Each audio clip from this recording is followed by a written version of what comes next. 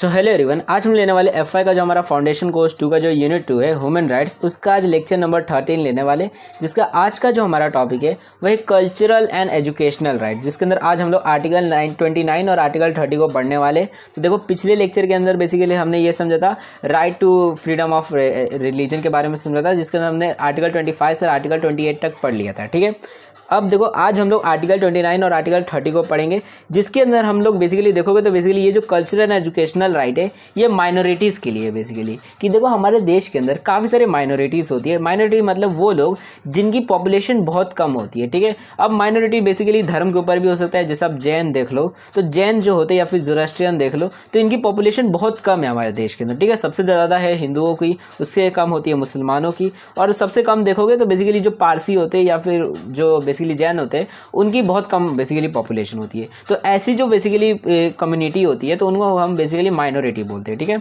अब ये धर्म के ऊपर भी हो सकता है, ये लैंग्वेज के ऊपर भी हो सकता है। काफ़ी सारे लोग होते हैं जो सिर्फ मतलब एक पर्टिकुलर लैंग्वेज को बोलते हैं और उस लैंग्वेज को बोलने वाले बहुत कम लोग हैं। ठीक है, तो लैंग्वेज के ऊपर भी माइनॉरिटी रहती है, मतलब बेसिकली अलग अलग चीज़ के ऊपर माइनॉरिटीज़ रहती है। कोई भी एक कैरेक्टरिस्टिक है जो बहुत कम लोगों में ही दिखाई देता है तो उसे हम माइनॉरिटी में गिनते हैं कि बहुत कम ही लोग हैं। माइनॉरिटी मतलब होता है कि एक ग्रुप है जो कि मतलब बेसिकली मान लो 100 लोग हैं, तो उसमें से सिर्फ 10 ही लोग जो है वो पर्टिकुलर एक कोई कैटेगरी के अंदर आते हैं, तो उन लोगों को हम माइनॉरिटी में गिनेंगे। ठीक है, माइनॉरिटी का मतलब होता है कि बहुत कम लोग हैं किसी चीज़ के लिए। ठीक है, तो ये जो बेसिकली हमारा आर्टिकल 29 और 30 जो है ये उसी से रिलेटेड है कि समाज में कई बार क्या होता है कि उनके साथ भेदभाव किया जाता है, क्योंकि वो माइनॉरिटी होती है, तो इसलिए भेदभाव ना हो, तो उसी से रिलेटेड ये आर्टिकल 29 और आर्टिकल 30 है। ठीक है, तो यहाँ पर देखो बताया गया है। और बेसिकली पाकिस्तान में क्या हाल है कि बेसिकली वहाँ पर भी माइनॉरिटीज़ है, तो वहाँ पर किस तरीके से चीज़ें होती है, तो वो सारी चीज़ें अभी समझेंगे। ठीक है, तो देखो सबसे पहले हमारा जो आर्टिकल 29 है वो क्या है। ठीक है, तो देखो आर्टिकल 29 जो है वो है protection of interest of minority. मतलब क्या कि देखो बेसिकली यहाँ पर दो बातें बोली गई है हमारे आर्टिकल के अंदर। पहली बात तो ये बोली गई है कि देखो यहाँ पर बोला क्या गया है कि देखो कोई भी सेक्शन जो है हमारी कंट्री का, ठीक है, जहाँ पर भी लोग रहते हैं, हमारे इंडिया के सिटीजन जितने भी है, वो जो लोग हैं, अगर मान लो कोई आदमी जो है, चाहे वो लैंग्वेज हो, चाहे वो कल्चर हो, चाहे वो रिलीजन हो, अगर वो माइनॉरिटीज़ में आते हैं, मतलब उनकी मतलब गिनती बहुत कम है ऐसे लोगों की, तो वो अपने आप का हक है। ठीक है, कोई ऐसा नहीं कि मतलब बेसिकली कंजर्व करने का मतलब क्या है कि अगर मान लो जैसे कोई जनजाति हुए, ठीक है, कोई आदि मानव है, ठीक है, तो ऐसे टाइम पर ये नहीं कि गवर्नमेंट उनको मार के खत्म कर दी। ठीक है, उनके पास ये हक है कि उनको ये बचाया जाए। ठीक है, मान लो कोई जनजाति हुए, कोई रहते ना आदि मानव लोग, ठीक है, आदि मानव नहीं सॉरी, जो जंगल में रहते हैं उन लोग, ठीक है, तो उन लोग के पास हक है कि भैया उनकी जो कल्चर है वो बचाई रखी जा सके। ठीक है, तो ये पहली बात बोली जाती है कि भैया उनका यह हक है, उनका कल्चर जो है वो बचा रहे। इसलिए देखो यहाँ पर इसका नाम भी है कल्चर एंड एजुकेशनल राइट, कि भैया कल्चर को भी बचाने का राइट है और एजुकेशन का भी राइट है आपके पास। ठीक है, उसी में देखो दूसरा क्लॉज, दूसरी बात क्या बोली गई है, दूसरा बात बोला गया है कि कोई भी सिटीजन जो रहेगा उसको डिनाई नहीं किया जाएगा किसी भी एजुकेशनल एडमिशन के लिए। मतलब क्या, जैसे मान लो कोई सरकारी स्कूल है, ठीक है, कोई भी स्कूल है, मान लो कॉलेज है, वहाँ पर मान लो आप जैसे मान लो माइनॉरिटी, आप जैन हो, ठीक है, आप माइनॉरिटी कमेटी से हो, ठीक है, आप जैन हो। अब ऐसे टाइम पर आपको ये नहीं बोल के नहीं भगा दिया जाएगा भैया तुझ माइनॉरिटी, हम तेरे को कॉलेज में एडमिशन नहीं देंगे। ठीक है, वहाँ पर बेसिकली आपको लिया जाएगा एडमिशन के अंदर। तो यही आर्टिकल 29 का सेकंड क्लॉज कहता है कि कोई भी बेसिकली एजुकेशनल इंस्टीट्यूट ऐसे मतलब बेसिकली कॉलेज स्कूल वाले हैं, वो आपके साथ किसी भी प्रकार का भेदभाव नहीं कर सकते, चाहे वो जाति बिरात कुछ भी हो, चाहे लैंग्वेज के ऊपर हो, चाहे रिलीजन के ऊपर है, चाहे आप माइनॉरिटी हो। देखोगे तो बेसिकली ये बात तो खाली माइनॉरिटीज़ के ऊपर आर्टिकल 29 है, बट ये बाकी के जो मेजोरिटी जो लोग हैं, चाहे आप जैसा मान लो हिंदू ही लोग हैं, तो हिंदू लोग में भी देखो तो कास्ट के ऊपर भेदभाव कर दिए जाते हैं, भैया छोटी कास्ट वाले को नहीं लेंगे, हम लोग भगा देंगे। ठीक है, तो आप किसी भी प्रकार का भेदभाव नहीं करोगे, ठीक है, उनके साथ में, और उनको अपने स्कूल में कॉलेज में एडमिशन दोगे पढ़ने के लिए। ठीक है, तो ये आर्टिकल बेसिकली इसका 29 का सेकंड क्लॉज कहता है कि आप किसी भी प्रकार का भेदभाव नहीं करोगे उन माइनॉरिटीज़ के साथ में एजुकेशनल इंस्टीट्यूशन में। ठीक है, मतलब पढ़ाई करने के लिए, कि मान लो कोई कॉलेज स्कूल है तो वहाँ पर उनको आने से रोकोगे नहीं। ठीक है, तो ये इसका सेकंड क्लॉज कहता है। ओके, देखो बेसिकली यहाँ पर अब नीचे क्या लिखा हुआ है, देखो इधर नीचे लिखा हुआ है कि देखो it must be noted that although the heading of this article use the term minorities, basically देखो यहाँ पर ये बोला गया है कि देखो बेसिकली हमारा ये जो टर्म इस्तेमाल किया गया है आर्टिकल 29 का, उसका बेसिकली देखोगे तो टाइटल क्या है, माइनॉरिटीज़ की बेसिकली हम प्रोटेक्शन करने वाले। लेकिन बेसिकली ये जो चीज़ है आर्टिकल 29 ये मेजॉरिटी के लिए भी एप्लीकेबल है, उनके लिए भी इस्तेमाल हो सकता है। ठीक है, बेसिकली यही सारी चीज़ें बोली गई है कि जैसे उनके लिए भी किसी भी प्रकार का भेदभाव नहीं होना चाहिए एजुकेशनल इंस्टीट्यूशन के अंदर, मतलब कोई भी कॉलेज स्कूल है तो वहाँ पर भेदभाव नहीं नहीं होना चाहिए कि भैया जाति कौन सी रिलीजन का हो, चाहे हिंदू हो चाहे मुस्लिम हो, सबको एडमिशन मिलना चाहिए, ठीक है। तो ये बेसिकली मेजोरिटी के लिए भी है, तो यही बात बोली गई है, ठीक है। तो आर्टिकल 29 क्या कहता है? आर्टिकल 29 ये कहता है कि बेसिकली मेनली इसके अंदर आर्टिकल 29 के अंदर ये है कि देखो जो बेसिकली पहला क्लॉज इसका ये कहता है कि जितने भी माइनॉरिटीज़ हैं उनका ये हक है कि वो अपने कल्चर को कंजर्व करके रख सकते हैं, अपने लैंग्वेज, अपने जो भी रिलीजन है उसको कंजर्व कर सकते हैं एज अ माइनॉरिटी, ठीक है। और सेकंड क्लॉज ये कहता है कि उनको, क्योंकि वो एक माइनॉरिटी है, तो कोई भी उनके साथ भेदभाव नहीं करेगा, चाहे किसी भी चीज़ के ऊपर, चाहे रिलीजन, रेस, कास्ट, लैंग्वेज, किसी भी चीज़ के ऊपर भेदभाव नहीं किया जाएगा उनके साथ में। रिलीजियस मतलब कोई रिलीजियस नहीं, सॉरी, एजुकेशनल इंस्टीट्यूशन में, मतलब कॉलेज स्कूल के अंदर, ठीक है, पढ़ने लिखने के लिए कोई भी भेदभाव नहीं किया जाएगा, ठीक है। चाहे वो जैन धर्म के हो, चाहे वो मतलब बुद्ध धर्म के हो, कोई भी धर्म के हो, ठीक है, कोई फर्क नहीं किया जाएगा उनके साथ में, ठीक है। तो ये बेसिकली आर्टिकल 29 में बोला गया है। उसके बाद देखो अब आर्टिकल 30 में क्या बोला गया है। आर्टिकल 30 बेसिकली ये बोलता है कि अब देखो कई बार होता है, जैसे मान लो कि आप हो बेसिकली, जैसे आप हो, मान लो जैसे आप कोई भी एक जगह पर रहते हो, जैसे गुजरात में मान लो आप रहते हो, ठीक है। अब गुजरात में मान लो कोई जगह है जहाँ पर ज़्यादातर जो लोग हैं वो हिंदू है, ठीक है। अब ज़्यादातर लोग हिंदू है, ठीक है। अब ऐसे टाइम पर आप मान लो मुस्लिम हो, ठीक है, आप मुस्लिम हो, अब आपको हिंदी उतनी अच्छे से आती नहीं है, आप ज़्यादातर आप मतलब अरबी उर्दू पढ़ते हो अपने घर के अंदर, तो आपको हिंदी अच्छे से आती नहीं है, ठीक है। तो ऐसे टाइम पर क्योंकि आपको हिंदी अच्छे से आती नहीं है, उर्दू अच्छे से आती नहीं है, और वहाँ के जितने भी कॉलेजेस है, स्कूल कॉलेजेस, वो हिंदी में ही पढ़ाते हैं, या फिर देखो महाराष्ट्र का ही हाल देख लो, महाराष्ट्र में काफ़ी सारे स्कूल कॉलेजेस है जो मराठी में ही खाली पढ़ाते हैं, ठीक है। अब आपको मान लो मराठी आती ही नहीं है, ठीक है, तो ऐसे टाइम पर देखोगे तो काफ़ी सारी जो माइनॉरिटीज़ होती है, अब उनको भैया उनको मान लो अपनी ही लैंग्वेज आती है, उनको नहीं आती है मराठी, ठीक है। तो ऐसे टाइम पर वो किस तरह से एजुकेशन को ले सकेंगे? तो आर्टिकल 30 ये कहता है कि अगर किसी माइनॉरिटी को प्रॉब्लम होती है एजुकेशन लेने में, कि भैया एजुकेशन लेने का एडमिशन तो हो गया लेकिन पढ़ने को हो ही नहीं रहा, जम ही नहीं रहा हमको, ठीक है, तो ऐसे टाइम पर वो चाहे तो वो खुद का अपना बेसिकली एक इंस्टीट्यूशन खोल सकता है अपनी माइनॉरिटी, एज अ माइनॉरिटी होने की वजह से, ठीक है।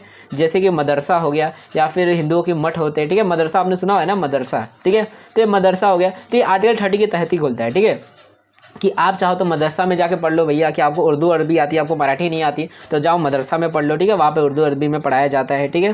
तो ये आर्टिकल 30 जो है बेसिकली ये कहता है कि जितने भी माइनॉरिटीज़ है वो जो है बेसिकली उनके पास ये हक है कि वो चाहे तो बेसिकली अपना जो है खुद का एक इंस्टीट्यूशन बेसिकली अपना जो कॉलेज है, स्कूल कॉलेज, वो चालू कर सकते हैं, ठीक है। अब देखो यहाँ पर आगे क्या लिखा है कि under this article minority is considered to the on the basis of religion और लैंग्वेज, ठीक है। बेसिकली ये जो आर्टिकल है हमारा, इसके अंदर बेसिकली हम माइनॉरिटीज़ जो है दो बेसिस पे ही गिनते हैं, या तो वो रिलीजन के ऊपर हो कि भैया कोई छोटी मतलब धर्म वाले हैं, जहाँ मतलब कोई भी प्लेस है जहाँ पर उस धर्म के लोग बहुत ज़्यादा कम है, तभी हम उनको माइनॉरिटी में गिनेंगे, या फिर उस लैंग्वेज को बोलने वाले बहुत कम है, ठीक है।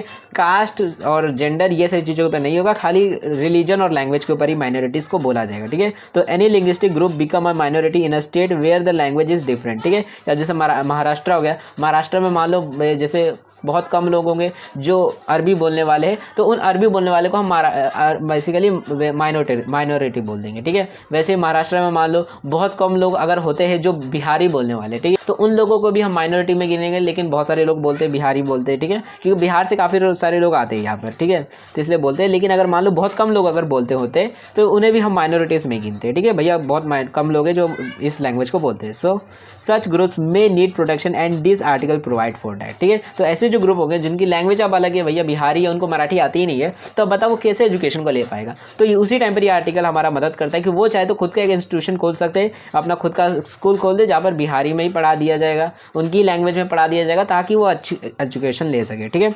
अब देखो बेसिकली ये इसका फर्स्ट क्लास हो गया कि भैया आप अपनी खुद की एजुकेशन मतलब खुद का एक मतलब खोल सकते हो इंस्टीट्यूशन, ठीक है।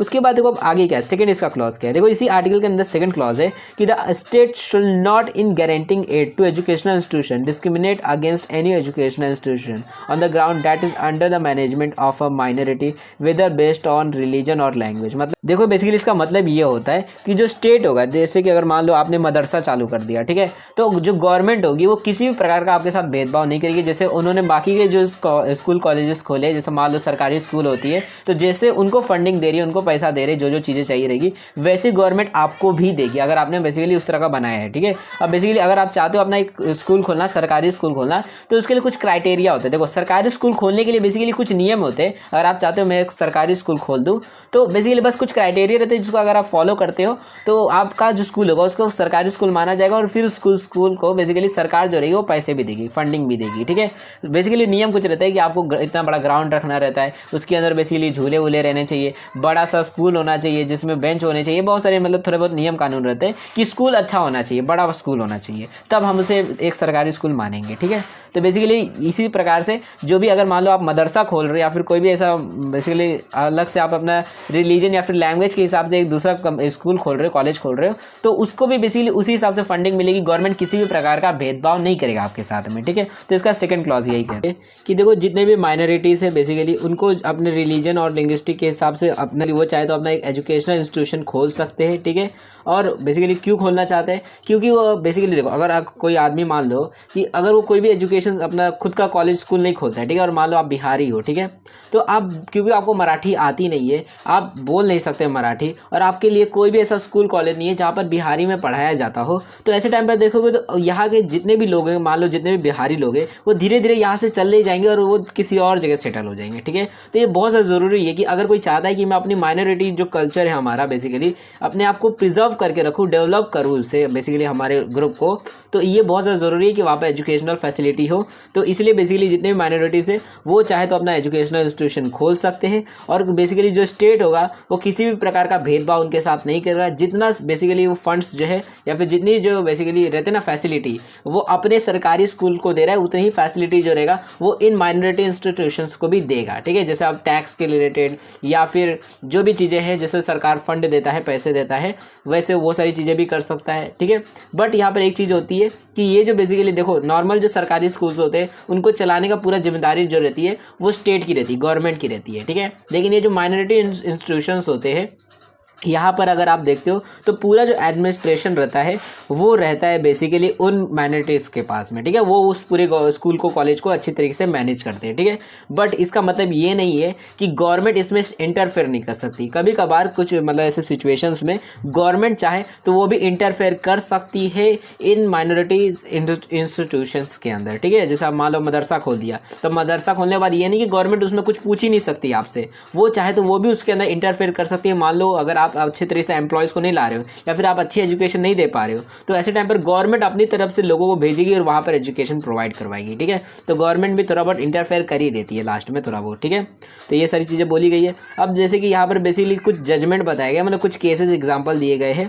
देखो यहाँ पर एक चीज़ बताइए, मतलब एक सिनेरियो बोला गया है। देखो 1980 में बेसिकली एक प्रेसिडिंग सेटिंग जजमेंट की गई थी, मतलब सुप्रीम कोर्ट ने बेसिकली एक जजमेंट दिया था कि जितने भी स्टेट होंगे, देखो यहाँ पर लिखा है क्या कि the state can certainly take regulatory measure to promote the efficiency and excellence of educational standard. It can also issue guidelines for ensuring the scarcity of the service of the teachers or other employees of the institution. मतलब क्या कि basically supreme court ने ये कहा कि जितनी भी ऐसी माइनॉरिटी वाले जो इंस्टीट्यूशंस होते हैं, स्कूल कॉलेजेस होते हैं, वहाँ पर स्टेट चाहे तो यानी गवर्नमेंट चाहे तो इंटरफेयर कर सकते हैं, यानी कि बेसिकली वो जो कॉलेज स्कूल है उनकी एफिशिएंसी को बढ़ाने के लिए, यानी और अच्छा स्कूल करने के लिए वो चाहे तो वहाँ पर बेसिकली जो भी मेजर्स लेने हैं, मान लो और ज़्यादा उस तरफ फंडिंग करनी है या फिर अच्छे टीचर्स को लाना है, जो ख़राब टीचर्स उनको निकालना है, नए टीचर्स को लाना है, तो ये सारी चीज़ें वो कर सकते हैं। गवर्नमेंट के पास ये पावर है कि वो ऐसी माइनॉरिटी वाले जो कॉलेजेस स्कूल्स होते हैं वहाँ पर थोड़ा बहुत इंटरफेयर कर सकती है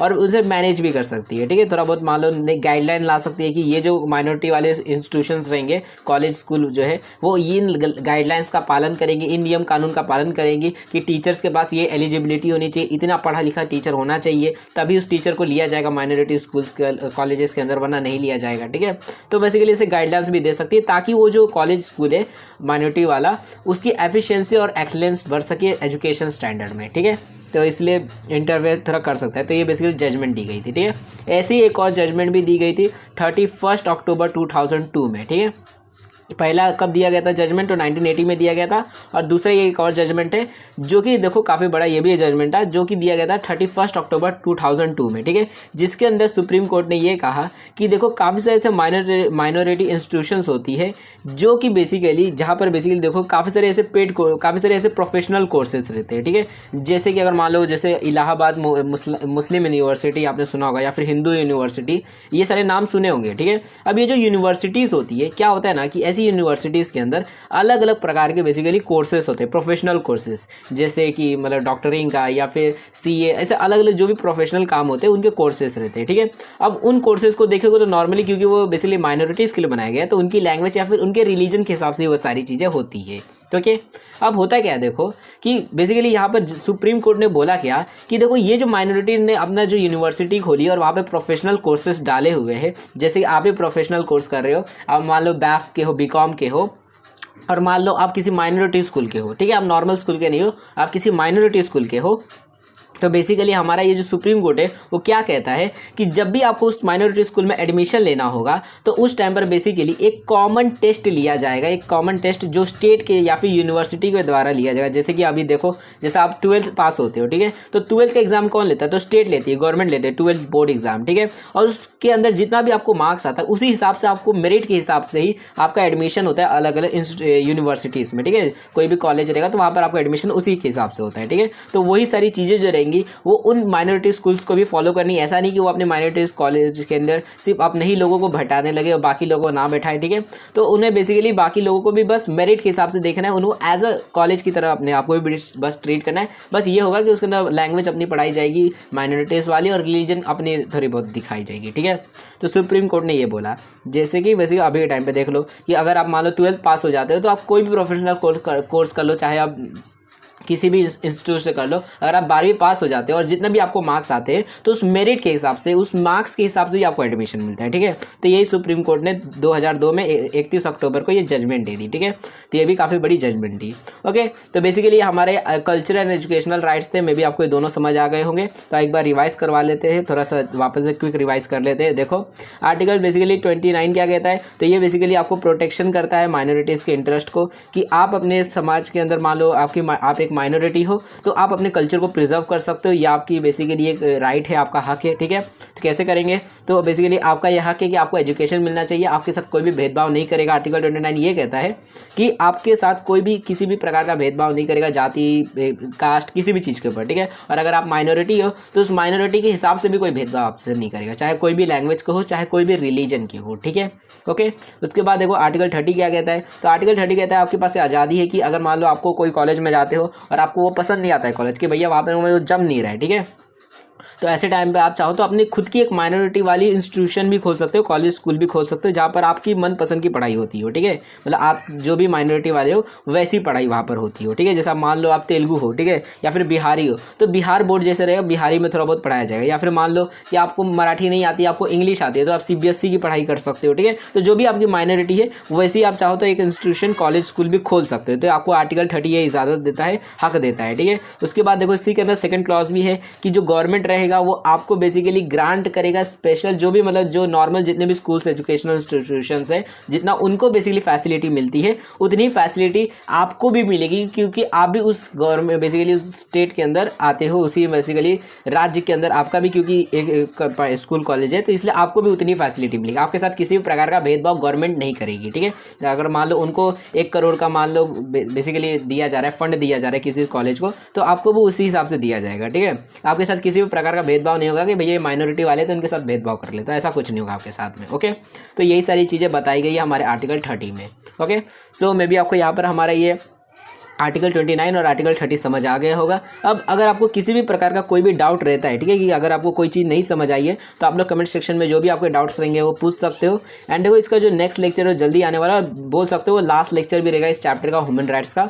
उसके बाद हमारा बेसिकली जो चैप्टर 2 जो है, यूनिट 2 जो है बेसिकली हमारा वो फिनिश हो जाएगा, फिर हम अपना यूनिट 3 भी चालू कर देंगे। तो जो बेसिकली लास्ट लेक्चर है हमारा वो है राइट टू प्रॉपर्टी, और बेसिकली जो हमारा एक और टॉपिक है right to constitutional remedies, article 31 और आर्टिकल 32 दोनों को एक साथ देखने वाले कल के लेक्चर में।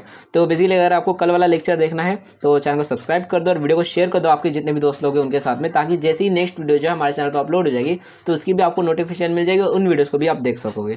एंड अगर आपको कोई भी क्वेश्चन रहेंगे तो आप चाहो इंस्टाग्राम पर भी पूछ सकते हो, और अगर आपको इस लेक्चर का PDF चाहिए तो आपको टेलीग्राम पर मिल जाएगा, तो वहाँ से आप डायरेक्टली जाकर डाउनलोड कर सकते हो, ठीक है। अब अगर आप वीडियो को लेट देख रहे हो, 2-3 दिन बाद देख रहे हो अपलोड होने के बाद, तो अब यहाँ पर मे बी नेक्स्ट वीडियो की प्लेलिस्ट आ गई होगी, तो एक बार आप चेकआउट कर सकते हो। मे बी नेक्स्ट वीडियो जो है यहाँ पर आ गई होगी तो एक बार देख सकते हो, ठीक है। तो आप जाकर देख सकते हो। So thanks for watching my video, हमने नेक्स्ट वीडियो मिलेंगे।